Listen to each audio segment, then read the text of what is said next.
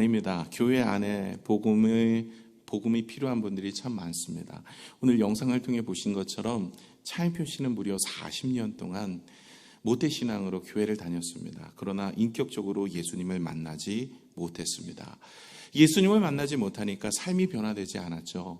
주님을 경험하지 못하니까 이전에 그렇게 살고 지냈던 죄악된 모습이 그대로 그냥 종교인으로 남아 있었던 것입니다. 그러다 컴패션의 그 프로젝트에 가서 가난하고 어려웠던 그곳에서 주님을 만나게 되죠. 그리고 나서 인격적인 만남을 통해 그의 인생은 완전히 바뀌게 되었습니다.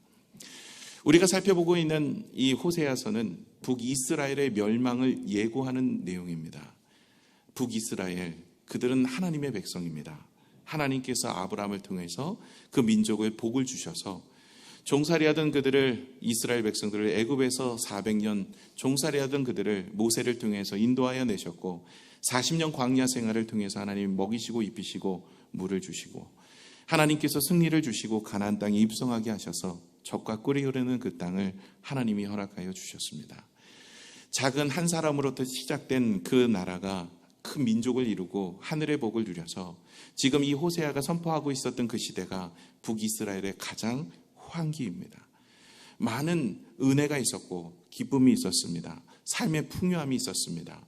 다른 사람들을 부럽지 않게 그렇게 살았습니다. 그럴 때 주님께서 이 호세아를 통해서 너희의 신앙이 온전하지 않음을 말씀하시고 이렇게 신앙생활하면 나중에는 끝내 패망할 것을 예고하십니다.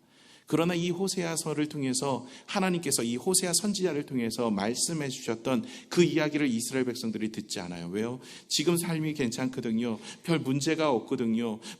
특별하게 예배를 드리지 않거나 혹은 하나님을 섬기지 않거나 봉사하지 않거나 수고하지 않거나 혹은 그냥 이렇게 그냥 지내는데도 별 문제가 없거든요. 그래서 듣지 않습니다. 끝내는 이 예고대로 20년 후에 그 당시에도 왕이 호세아라는 왕이었어요. 지금은 여로보암 왕이지만 20년 후에 호세아 왕은 아수르로부터 침략을 받아서 721년, 722년 이렇게 이야기하는데 멸망을 당합니다. 그때 남유다의 왕은 히스기야 왕이었어요. 조금 이따가도 말씀을 좀 나누겠지만 그때 이 히스기야 왕은 하나님께 기도했습니다. 무려 18만 5천 명이라는 사내립 군대가 찾아왔을 때 예루살렘을 다 포위했어요. 딱 죽을 환경이었는데 하나님 앞에 기도하고 간구하여서 하나님이 승리를 주십니다. 기적이죠. 그래서 히스기야는 그 전쟁의 승리와 죽을 병에서도 기도하여 15년의 생을 연장받은 기도의 사람이라고 이야기하지만 사실 히스기야 왕도 선한 왕 중 남유다 20명 왕 중에 8명 선한 왕인데 그 중에 한 명인데 그래도 마지막은 온전하지 않아서 끝내는 남유다가 멸망하게 되어지는 결정적인 빌미를 이 히스기야가 이루어냅니다. 안타깝죠. 그래서 참 안타까운 부분들이 아닐 수가 없는데 오늘 그 이야기를 저와 여러분이 함께 나누어 보고자 하는 것입니다. 여러분, 우리가 잘못된 것을 알게 되어지면 무엇을 하면 좋으냐면 후회가 아니라 회개를 해야 됩니다. 후회와 회개의 차이점은 이것입니다. 후회는요, 내가 잘못 살았구나. 내가 그때 잘못 선택했어. 내가 이건 좀 잘못한 것 같아. 이건 자기 스스로 뉘우치는 건 후회입니다. 그러나 성경이 말하는 회개는 후회하고는 차원이 다릅니다. 성경이 말하는 회개는 하나님께 돌아가는 것입니다. 다시 하나님의 말씀으로 돌아가고 다시 예배 자리로 돌아가고 다시 헌신의 자리로 돌아가고 다시 첫사랑을 회복하고 그리고 하나님과 늘 동행하며 살아가는 것, 이것이 하나님이 원하시는 회개입니다. 오늘 성경은 그 회개를 원하고 있는데 이스라엘 백성들은 회개를 하기는 하나 하나님이 원하는 회개를 하지 않습니다. 여러분, 하나님이 원하는 회개를 해야 돼요. 내가 원하는 회개가 아니라 내가 하나님 앞에 이것만 하겠습니다가 아니라 하나님이 무엇을 원하시는지 그 원하시는 것을 분명히 알아야 우리가 회개할 수 있잖아요. 그 회개를 통해서 하나님은 이른 비와 늦은 비를 주세요. 하나님께서는 우리에게 은혜를 베풀어 주시는데 아무리 세일의 밤기도에 내일의 밤기도에 5일의 밤기도에 열심히 기도를 하고 하나님께 헌신을 해도 응답이 없다면 여러분 한번 점검해 보셔야 돼요. 왜냐? 이게 해결이 안 되면 내가 나름대로 회개했다 그래요. 이스라엘 백성들도 지금 1절에서 3절까지는요, 이들이 이제 오늘도 5장 15절 마지막에 뭐라고 얘기하냐면 고난의 때에 나를 간절히 구하리라. 이들이 이제 하나님 앞에 고난을 당하고 어려움을 당하니까 그제서야 자신의 신앙이 온전하지 않았다라는 것을 깨닫습니다. 그리고 나서 하나님 앞에 돌아가야 되겠다. 그렇게 돌아가자라고 이야기한 게 1절에서 3절이에요. 그 1절에 3절은 정말 유명한 구절이죠. 우리가 다시 돌아가자. 하나님이 우리를 낫게 하시고 싸매 주실 것이고 회복해 주실 것이다. 하나님께서 우리에게 정말 새벽의 빛같이 변함없이 우리에게 은혜를 베풀어 주실 텐데 이른 비와 늦은 비를 주셔서 우리의 인생을 복되게 하실 것이다. 이게 이제 1절에서 3절까지 내용인데 이 이야기가 우리가 오늘 헌금송으로 부를 내용도 여기서 이제 따서 그 내용을 삼아서 한 거예요. 그래서 하나님께 돌아가서 하나님께 회개하고 하나님의 은혜 가운데 여기까지는 참 좋아요. 그런데 온전하게 가지 않습니다. 그들의 회개가 온전하지 않아요. 그래서 하나님은 그들의 인생을 회개는 하는데 온전한 회개가 아닌 잘못된 회개, 자기 마음대로 하는 회개를 하나님은 지적하고 계십니다. 혹시 우리도 이런 모습이라면 돌아가는 모습이 되셔야 하는 것이죠. 사실 우리가 구해야 될 것은요, 무엇을 구해야 됩니까? 떡을 구하는 것이 아니라 말씀을 구하셔야 돼요. 저와 여러분이 오늘 이 자리에 오셔서 우리의 사업도, 우리의 가정도, 우리의 일터도, 우리의 건강도, 우리의 인생도 하나님 회복해 주실 것을 믿습니다. 이런 마음으로 오신 줄로 믿습니다. 하나님이 여러분의 가정과 여러분의 자녀와 일터와 건강을 지켜주실 줄로 믿습니다. 그런데 여기에만 멈춰 있어서는 안 돼요. 여기만 멈춰 있는 신앙은 종교인입니다. 여러분 요한복음에 보시면 요한복음 6장에 보시면 여러분 오병이어의 기적이 나오죠. 오병이어의 기적에 수많은 무리들이 떡을 먹었어요. 그리고 나서 예수님과 제자들은 이 갈릴리 호수 건너편 가버나움이라는 지역으로 갑니다. 그런데 이 무리들이 어저께 배불리 먹었거든요. 그러고 나니까 이제 예수님 옆에만 붙어 있으면 내가 배불리 먹을 수 있다라는 생각을 하게 된 거예요. 그래서 그 가버나움까지 따라옵니다. 그 먼 거리도 그리고 몇십 킬로나 되는데도 그 마다하지 않고 예수님을 찾아와요. 예수님을 찾아와서 떡을 달라는 거죠. 나를 먹여 살리라는 겁니다. 그럴 때 예수님께서는 떡을 주시진 않으시고 생명의 말씀을 들으라는 거죠. 이 떡을 따라 살아가는 인생이 되지 말라는 얘기를 하십니다. 요한복음 6장 26절 27절을 같이 한번 읽어볼게요. 시작.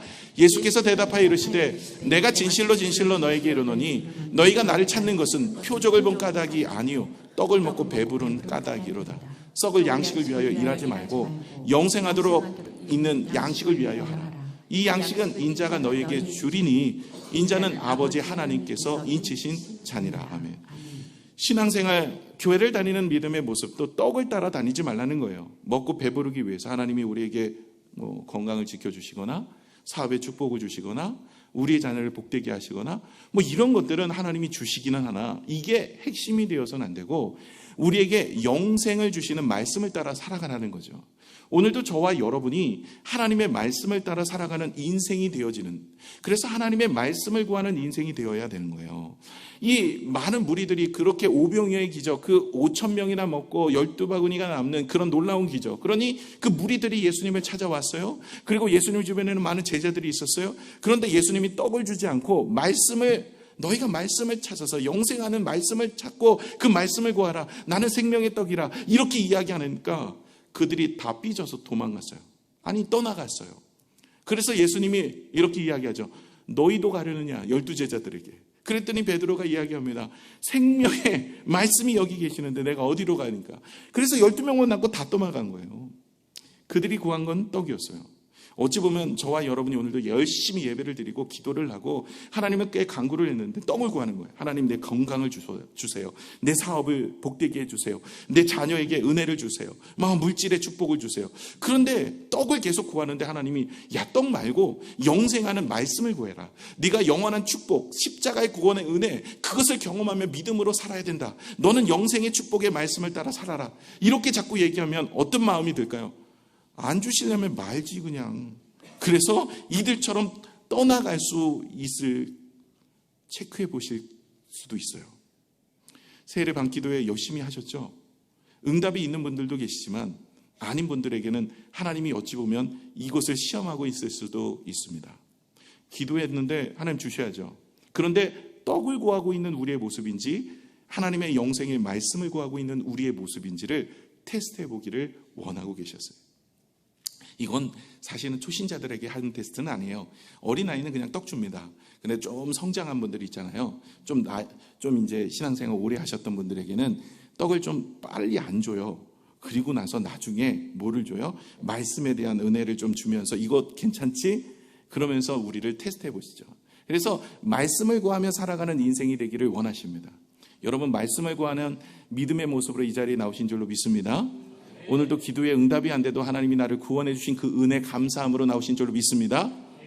네, 그래도 하나님께서 여러분의 마음에 은혜를 주셔서 영생하는 주의 말씀을 사모하는 마음으로 이 자리에 오신 줄로 믿습니다. 그런데 전제가 하나가 있을 때도 아멘 하실 수 있나요? 만약에 여러분의 기도가 응답이 안 돼도, 그 몇 분 안 되잖아요. 그렇죠? 응답도 주시고 영생도 주시면 좋겠습니다. 맞아요. 여러분, 주님의 말씀을 찾아 따라오는 인생은요, 주님께서 영생도 주시고 우리의 삶에 축복도 주십니다. 그런데 많은 인생 그렇게 살지 않아요. 그냥 하나님의 영생은 관심 없어요. 영원한 것에 관심이 없어요. 그냥 나의 인생의 축복이에요. 그러니 이스라엘 백성들이 예수님 잡아 죽이는 거예요. 오병이어의 기적을 경험했던 사람들, 수많은 병든 자들이 나았잖아요. 그 나았던 사람들이 예수님을 돌로 쳐 죽이는 거예요. 나는 예수님, 나에게는 지금 십자가에 달려 돌아가셔서 나의 죄를 사하여 주시고 영원한 생명을 주신 거 관심 없습니다. 지금 로마로부터 속국이 되어서 지금 얼마나 힘든지 아십니까? 세금을 바쳐야 되고 억압을 당해야 되고 이렇게 사는 게 아닙니다. 이거 환경 바꿔주시지 않을 거면 메시아 예수님이고 뭐고 가는 상관없습니다. 그냥 잡아 죽이고 다시 내가 원하는 다윗과 같은 성군, 그런 메시아가 와서 우리의 인생을 다시 복되게 하여 주옵소서. 이러고 지금도 있는 거예요. 여러분, 그런 분들이 아니시기를 소망합니다. 하나님의 말씀으로 우리는 회복되고 영원한 생명을 얻는 줄로 믿습니다. 이스라엘 백성들이 온전하게 살지 않아요. 그들의 인생은요, 떡을 구하는 인생이었어요. 그들의 인생은요, 세상의 즐거움을 따라 살아가는 인생이었어요. 하나님의 말씀에 별로 관심이 없어요. 그냥 삶의 즐거움을 따라 살아가요. 지금 가장 호황기예요. 그러니 호세가 아무리 선포하고 니네 신앙이 잘못됐다 얘기해도 이게 뭐 들어먹히지가 않는 거예요. 내 삶이 지금 괜찮은데 내가 그래도 하나님이 주시는 축복으로 잘 살고 있는데 뭐가 문제냐는 거예요. 그런데 하나님은 그들의 신앙이 잘못된 것을 말씀하고 있고 우리에게 들려주시는 것은 저와 여러분이 이런 인생 살지 말고 후회하는 인생 되어지지 말고 하나님 앞에 회개하여 하나님이 주신 축복의 인생을 살라는 것이죠. 여러분, 이들이 지금 후회를 하게 됩니다. 이제 고난이 닥치고 어려움이 닥쳐와요. 하나님이 그들에게 떠나가요.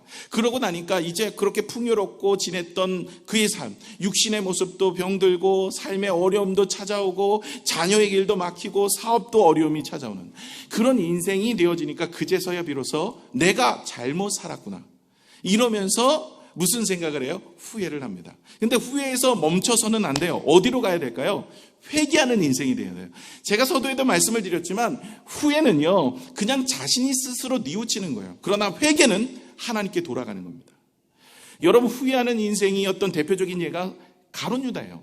가룟 유다는 후회하는 인생이었어요. 예수님을 은 30에 팔아버려서 그의 인생이 무너져 버렸어요.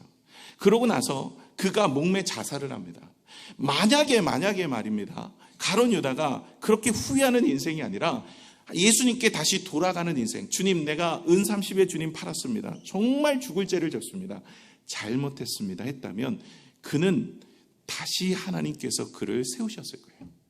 그러나 그는 후회하는 인생이었어요. 죽게 안 가요. 목매 자살해버리고 끝나버립니다. 여러분, 베드로 보세요. 베드로 3번이나 부인하고 그렇게 떠났던 그가 예수님이 다시 찾아가셔서 그를 부르셔서 그의 인생을 다시 회복하시잖아요. 저와 여러분의 인생도 무엇이어야 됩니까? 후회하는 인생이 아니라 회개하는 인생이 되셔야 돼요. 그게 오늘 1, 2절에 나오는데 같이 한번 읽어보겠습니다. 1, 2절 읽겠습니다. 시작. 오라 우리가 여호와께로 돌아가자. 여호와께서 우리를 찢으셨으나 도로 낫게 하실 것이요 우리를 치셨으나 싸매어 주실 것임이라. 여호와께서 이틀 후에 우리를 살리시며 셋째 날에 우리를 일으키시니 우리가 그의 앞에서 살리라. 아멘. 여러분, 회개는 무엇이냐? 주님께 돌아가는 것이 첫 번째입니다. 여러분, 하나님이 원하시는 회개는 다시 돌아가는 거예요. 여러분, 예수님이 말씀하셨잖아요. 탕자의 비유. 여러분, 아들이 잘못된 걸 깨닫고 나서 아버지에게 돌아가는 거예요. 이게 진짜 돌아가는 것, 이게 회개의 첫 번째 모습입니다. 저와 여러분이 회개했다, 내 인생 잘못 살았다, 그러고 후회하고 끝나는 인생이 아니라 다시 돌아가는 인생이 돼야 돼요. 다시 예배 자리, 다시 헌신의 자리, 다시 기도의 자리, 다시 하나님을 바라보는 믿음의 자리, 첫사랑을 회복하는 그 자리로 오는 것이 진정한 회개의 첫걸음입니다. 다시 가는 거예요. 다시 예배 자리, 기도의 자리, 봉사의 자리, 사명의 자리, 은혜의 자리. 그래서 하나님 앞에 은혜로 믿음으로 일어나는 거예요. 여러분 성경에 보시면 실수 안 한 사람 없어요. 아브람도 실수하고요, 다윗도 실수하고, 모세도 실수하고요, 예수님의 제자들도 실수하고요, 그리고 바울도 실수해요. 여러분 저는 적어도요 다윗 왕처럼 죄를 짓진 않았어요. 저는요 다른 우리 집사님 아내 취하기 위해서 그 집사님 죽이지 않았어요. 그렇잖아요. 다윗은 우리야, 충직한 우리야의 아내가 탐이 나서 우리야를 채 전방에 보내서 죽여서 자기 아내로 취하잖아요. 어떻게 이런 사람이 있어요? 저는 적어도 다윗 정도는 아니에요. 저 사람 죽인 적 없어요. 모세도 화가 나서 다윗인지 사람 쳐 죽여버려요. 그래 묻어놓다가 그러고 갖고 미디안 광야 도망가. 저는 안 죽였어요. 전 다윗이나 모세보다 괜찮아요. 저는 적어도 예수님 눈 보고 부인하진 않았어요. 욕하며 떠나가진 않았어요. 예수님을 욕하고 떠나가는 베드로 제가 더 낫지 않을까요? 여러분 절대 저는 이분들을 못 따라갑니다.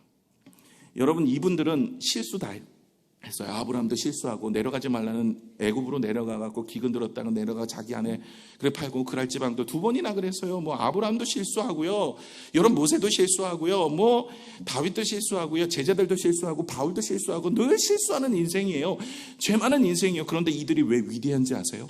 이들은 후회하는 인생이 아니라 회개하는 인생이었어요. 다시 하나님께 나갔어요. 하나님 내가 잘못했습니다. 하나님 내가 정말 잘못했습니다. 다윗은 나단 선지자의 이야기를 듣고 그는 자신이 우리아의 아내를 취한 것을 하나님이 기억하고 있다는 것을 따라서 그는 밤새도록 아니 눈물로 침상이 떠나갈 정도로 기도하고 회개하는 인생이었어요. 하나님이 그랬더니 그의 인생 어떤 죄를 지은 것이 중요한 것이 아니라 회개하는 인생이니 그의 인생을 세우셨다라는 거예요. 저와 여러분이 이제까지 어떻게 살아왔든 그 중요치 않습니다. 중요한 것은 후회가 아니라 회개해야 돼요. 내가 잘못 살았구나, 내 인생 이렇게 하면 안 되는, 그때 내가 이걸 선택하지 않았었는데 내가 기도하지 못해서 이게 했네, 이러고 끝나는 게 아니라 다시 돌아가는 거예요. 다시 예배 자리, 다시 기도의 자리, 다시 첫사랑의 자리, 다시 봉사의 자리, 다시 헌신의 자리, 그런 자리로 가서 하나님 앞에 나아가는 믿음의 모습이 다 그것이 진정한 회개인 줄로 믿습니다. 다시 봉사의 자리, 이거 할 때까지 기다렸어요. 내년 이거 봉사하셔야 돼요. 이게 진정한 회개예요. 회개는요 그냥 아유 내가 잘못했구나 뭐 이러고 끝나는 게 아닙니다. 그래서 여러분 회개는 하나님 앞에 다시 은혜의 자리로 돌아가는, 이게 하나님이 원하시는 회개예요. 두 번째가 무엇이냐면 오늘 3절 이야기하고 있어요. 3절 같이 한번 읽어볼게요. 시작. 그러므로 우리가 여호와를 알자, 힘써 여호와를 알자. 그의 나타나심은 새벽빛같이 어김없나니 비와 같이 땅을 적시는 늦은 비와 같이 우리에게 임하시리라 하니라. 여러분 보시면 두 번째, 회개의 두 번째가 뭐냐면 하나님께 돌아가셔서 첫사랑을 회복하셨잖아요. 그 다음에 무엇을 해야 됩니까? 야다, 여호와를 알자, 힘써 여호와를 알자. 이 알자라는 단어가 야다라고, 히브리어로 야다, 헬라어로 나가면 기노스코라는 단어라고 이야기했어요. 이 단어는요 경험하여 아는 거예요. 이것을 쉬운 말로 말하면 그냥 동행입니다. 동행. 제가 이 뭐 사전도 찾아보고 뭐 다 찾아봤는데 뭐 하나님을 인정하고 하나님을 찾고 구하고 뭐 이런 걸 다 해서 그냥 쉽게 우리말로 하면 동행이에요. 여러분 에녹이라는 사람도 하나님과 365년 동행했다가 그걸 의로 여기셨대요. 동행. 이게 뭐예요? 하나님을 아는 거예요. 하나님을 경험하는 거예요. 하나님을 체험하는 거예요. 하나님을 경험하며 살아가는 인생, 이것을 하나님이 원하고 있는 거예요. 진짜 회개는 무엇이냐? 그냥 말로만 하는 것이 아니라 하나님께 예배 자리, 은혜 자리, 경사의 자리, 헌신의 자리, 수고의 자리, 다시 하나님의 첫사랑을 회복할 뿐만 아니라 돌아가서 하나님과 늘 동행하며 살아가는 거예요. 그냥 주일 1시간 예배 드리고 끝나는 것이 아니라 내가 말씀도 묵상하고 말씀 속에 살아가며 말씀 앞에 우리가 주님의 말씀이 내 삶 속에 어떻게 역사할 것인지를 늘 묵상하며 살아가는 그 인생이 바로 여호와를 경험하며 아는 그런 인생이에요. 그것이 진정한 회개입니다. 이래서 회개를 두 가지 이야기하는 거예요. 첫 번째, 돌아가서 주님의 은혜와 동행하며 살아가는 인생이에요. 그럼 어떤 복이 임합니까? 오늘 3절의 하반절에 보시면 새벽의 빛같이 어김없이 만들. 여러분 우리가 다음날 아침에 빛이 안 뜬다는 생각을 갖는 분은 없을 거예요. 아마 내일 아침에도 빛이 뜹니다. 새벽의 빛같이 하나님은 동일하게 우리를 향한 사랑으로 우리를 붙드시는 거예요. 그런데 어떻게 주신다고요? 비와 같이. 오늘 3절을 다시 한번 보시면 3절에 보시면 하반절에 땅을 적시는 어떻게 은혜를 주시냐면 늦은 비와 같이 땅을 적시는 늦은 비와 같이 우리에게 임하시니라. 여기 어김없이 비와 같이 하고 콜론이 있고 그 다음에 땅을 적시는 늦은 비와 같이 이렇게 되어 있죠. 이게 뭐냐면 비와 같다. 여기는 겟셈이에요. 겟셈은 소낙비인데 이게 이른 비예요. 그리고 늦은 비는 이 팔레스타인 지역은 이른 비와 늦은 비가 내려야 곡식물을 거두고 열매를 맺을 수가 있어요. 그건 비가 잘 안 오는 지역이에요. 그래서 이른 비와 늦은 비가 있어야 열매 맺는 인생이 되어지는데 때를 따라 은혜를 베풀어 주시는 축복을 주신다는 거예요. 그러니 저와 여러분이 복 있는 사람이 되어서 시냇가에 심은 나무와 같이 때를 따라 하나님께서 은혜를 베풀어 주시는 것은 어떤 것이냐? 회개의 삶을 살아갈 때 되어지는 거예요. 저와 여러분이 하나님 앞에 이런 회개의 삶을 다시 돌아가서 다시 은혜의 자리에서 하나님과 경험하며 야다의 삶을 살아가는 믿음의 모습으로 살아가는 인생이 돼야지 하나님이 주시는 축복과 은혜를 더하여 주시는데 그거는 없이 그냥 기도만 하고 있어서 하늘의 축복이 우리에게 임하지 못할 수도 있다라는 거예요. 아이작 뉴턴이라는 분 아시죠? 뉴턴. 과학 시간에 우리 학교에서 많이 이 사람의 이야기를 들었을 겁니다. 이분이 노년에 이제 치매가 걸렸어요. 치매 걸리니까 나이도 잊어버려. 그리고 이름도 잊어버렸대요. 이름이 뭐예요? 모르겠대요. 나이가 몇 살이세요? 모르겠대요. 그 제자들이 너무나 당황스러운 거예요. 그래서 아시는 게 선생님 무엇입니까? 난 딱 두 가지만 알아. 하나는 내가 죄인이라는 거야. 두 번째는 나를 구원하신 분이 예수님이라는 거야. 이거 두 가지밖에는 생각나는 게 없어. 그분은요 평생 자기의 이름, 자기의 나이보다 더 무엇에 대해서 항상 묵상하고 있었냐면 바로 이거예요. 나는 죄인이었고 나를 구원하실 분은 예수 그리스도다. 이것만큼은 잃어버리지 않는 인생이었어요. 이 분의 마지막 여생의 그 모습은 우리에게 교훈을 주고 있어요. 우리가 이름도 잊어버릴 수 있어요. 나이도 잊어버릴 수 있어요. 우리의 다른 것 하나만 잊어버리지 마셔야 됩니다. 무엇입니까? 나를 구원하시는 그 사랑을 잊어버리시면 안 됩니다. 우리가 죄에서 죽고 다시 우리를 부활하여 영원한 천국으로 인도하실 그분은 바로 예수 그리스도, 그분 한 분밖에 없다는 것. 다른 건 다 잊어버리셔도 이것만큼은 여러분 잃어버리지 않는 여러분이 되셔서 영원한 천국의 축복과 이 땅의 삶의 축복도 함께 누리시는 여러분 되시기를 축원합니다. 문제는 여기서부터 시작됩니다. 4절에서부터 11절이에요. 자, 1절에서 3절까지 참 좋았어요. 참 하나님 앞에 돌아가자. 우리가 힘써 주님을 알면서 나아가자. 이게 회개의 모습이에요. 그런데 이 모습으로 안 살아요. 이 사람들이 다시 돌아가는데 온전한 회개의 삶이 아니라 세 가지의 문제를 가지고 있어요. 그 세 가지의 문제가 우리의 모습이라면 돌이켜야 되겠죠. 첫 번째가 뭐냐면 4절에서 5절이에요. 우리 같이 한번 읽겠습니다. 시작. 에브라임아 내가 내게 어떻게 하랴? 유다야 내가 내게 어떻게 하랴? 너희의 인애가 아침 구름이나 쉬 없어지는 이슬 같도다. 그러므로 내가 선지자들로 그들을 치고 내 입의 말로 그들을 죽여노니 내 심판은 비처럼 나오느니라. 이들이 회개하고 돌아가자 이야기했는데 이들이 진정한 믿음의 모습, 하나님이 원하시는 회개의 모습을 가지고 있지 못하였어요. 가장 문제가 무엇이냐면 4절을 보시면 4절에 하나님의 인애가 이들에게 없었습니다. 이 인애가 무엇입니까? 헤세드. 이 헤세드는요 조건 없는 하나님의 사랑이에요. 다시 말해 십자가의 구속의 은혜예요. 여러분 십자가의 은혜가 없이 우리가 회개를 통해서 하나님의 일들로 나아갈 수 있느냐? 이건 있을 수가 없죠. 그리고 십자가의 구속의 은혜를 내 마음에 깊이 새기지 않아요. 이건 진정한 회개가 아닙니다. 여러분 진정한 회개, 하나님 앞에 내가 잘못했습니다. 하나님 이제는 잘못 살았습니다. 내가 이제는 온전히 살겠습니다. 말씀으로 살겠습니다. 이제는 주님만 붙잡고 살겠습니다. 가장 큰 핵심의 가장 중요한 부분은 헤세드를 아는 거예요. 하나님의 인애를 아는 거예요. 변함없는 하나님의 사랑을 기억하는 거예요. 그리고 그 사랑을 아는 사람이 사랑을 전할 수 있는 거예요. 오늘 영상을 통해서 컨페션의 그 차인표 씨가 40년 신앙생활을 했는데도 여전히 그 마음에 국률의 마음, 사랑의 마음이 없으니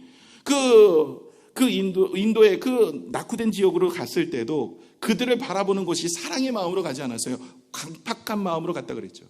이게 무엇을 의미하냐면 그들의 마음에 하나님을 알지 못하니 강팍한 마음이요 사랑을 베푸는 국률의 마음이 없는 거예요. 그러니 그들의 마음에 긍휼이 있겠습니까? 원래 컴패션이라는 말 자체가 긍휼이라는 뜻이에요. 긍휼이라는 뜻인데 오늘 우리의 마음에 하나님의 사랑이 없는데 그 사랑을 어떻게 우리가 전할 수 있습니까? 팔복 중에 하나가 무엇이에요? 긍휼히 여기는 자는 복이 있나니 긍휼히 여김을 받을 것이라 그랬어요. 다시 말해 우리가 긍휼히 여기는 자는 복이 있나니 긍휼히 여김을 받는다. 어떻게 보면 행위가 먼저인 것 같지만 여러분, 우리가 하나님의 긍휼의 은혜를 경험한 사람이 그 긍휼을 베풀 수 있는 것입니다. 하나님의 사랑을 모르는 자가 어떻게 하나님의 사랑을 나눌 수가 있겠습니까? 이들은요, 회개하고 돌아왔다고 이야기하지만 여전히 자기의 탐욕과 자기의 것들을 취하면서 신앙생활하고 있는 거예요. 예배는 드리고 있는데 돕지도 않아요. 나누지도 않아요. 헌신하지도 않아요. 그냥 예배 한 시간 드렸다가 모든 것이 끝난 거예요. 하나님께서는 기뻐하지 않는다는 것이죠. 두 번째 모습이 무엇이냐면 6절입니다. 우리 같이 6절을 한번 읽을게요. 시작.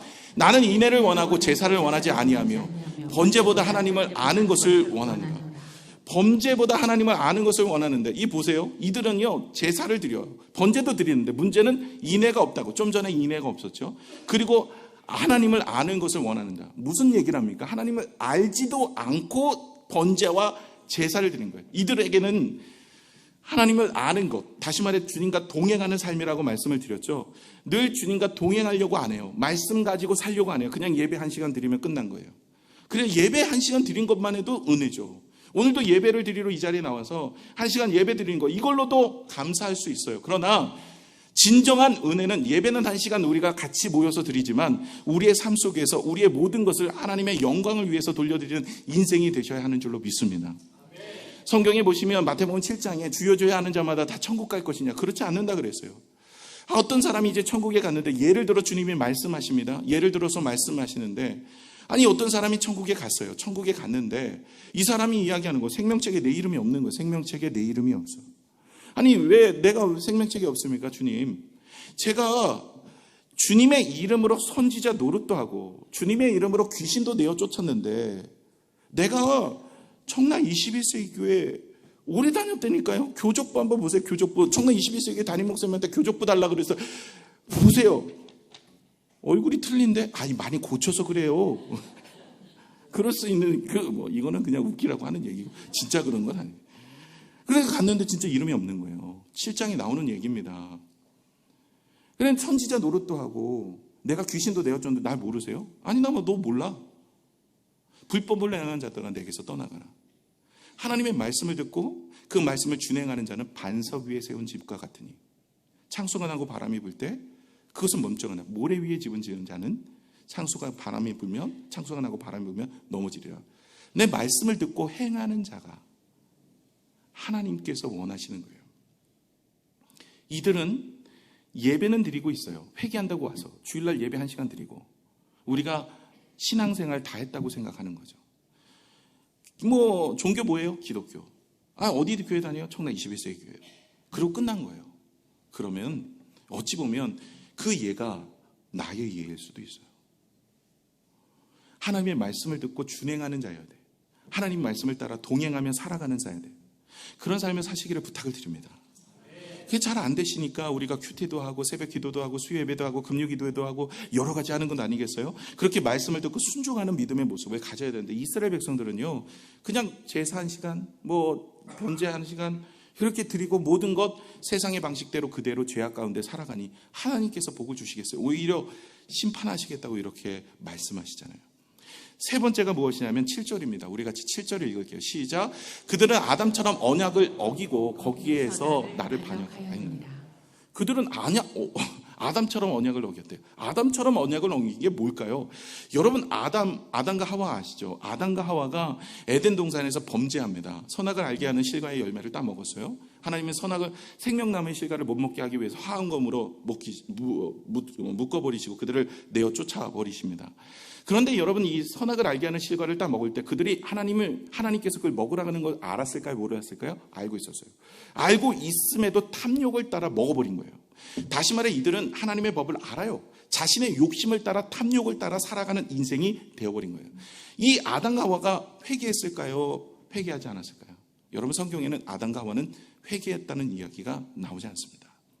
너 왜 따먹었어? 아니 저 하나님이 만들어준 저 여자가 먹으라 그래서 먹었는데, 너 하와 너 왜 따먹었어? 저 뱀이 먹으라 그래서 먹었는데, 이런 얘기나 하지 변명이나 하지 회개하지 않습니다. 여러분, 우리가 하나님 앞에 범죄하고도 회개하지 않는 죄가 있다면 오늘 당장 그 죄를 멈춰야 돼요.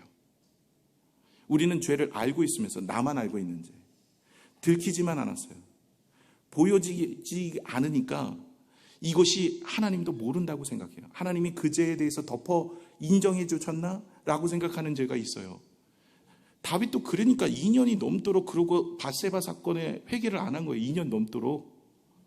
그러고 있는 거예요. 우리가 하나님이 기억하는 죄들이 있다는 거예요. 그 죄를 회개하지 않으면 그의 인생은 하나님이 기억돼서 돌아와서 그 죄를 계속 죄를 범하고 있는데 어떻게 은혜를 주세요?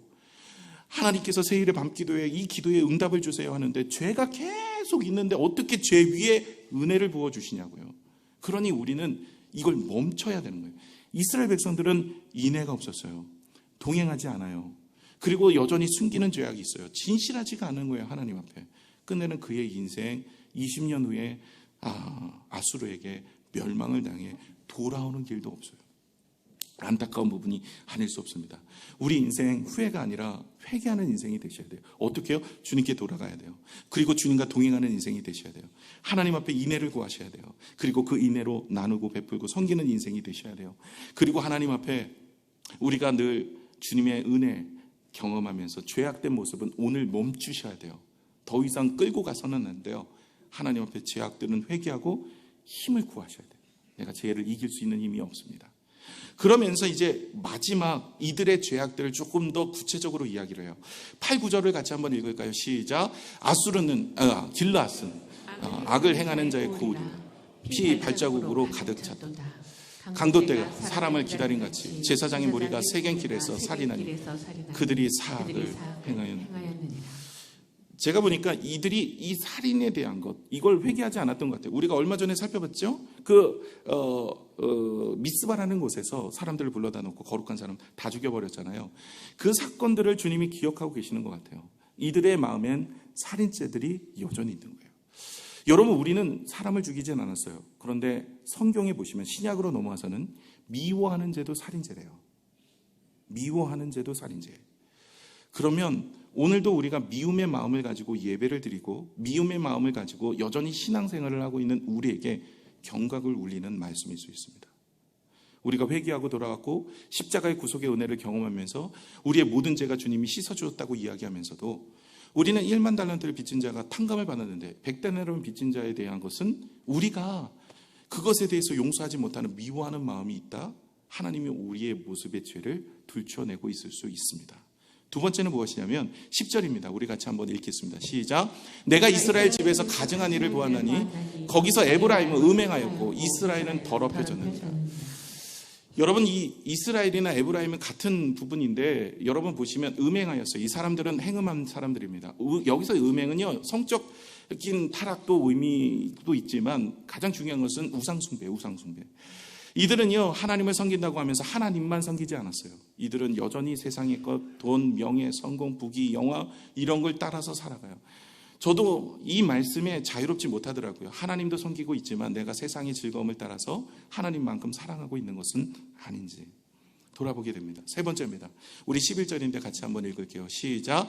또한 유다여, 내가 내 백성의 사로잡힘을 돌이킬 때에 내게도 추수할 일을 정하였느니라. 이게 죄라는 게 파급 효과가 있어요. 여러분, 선도, 이게 뭐 전도가 되지만 악도 전도가 됩니다. 여기 보시면 유다여, 내가 내 백성의 사로잡힘을 돌이킬 때, 유다 백성들이 이제 북이스라엘이 이제 내 백성이 사로잡힘을 돌이킬 때는 무엇이냐면 하나님께서 아수르가 이제 북이스라엘을 침범하여서 그들이 우상숭배하고 죄악된 것을 심판할 그때를 이야기하는 거예요. 그랬으면 남유다가 돌이켜야 되는데 돌이키지 않으니까 내가 그때 추수할 일을 정하였다. 추수가 뭐예요? 그들에게 심판이에요. 심판의 때예요. 의롭게 사는 사람은 그것이 추수할 때가 기쁨이겠죠. 그러나 악인에게는 추수할 때는 심판을 의미하는데 남유다도 너희도 돌이키지 않아. 끝내는 너의 인생은 이제는 멸망할 것을 이야기합니다.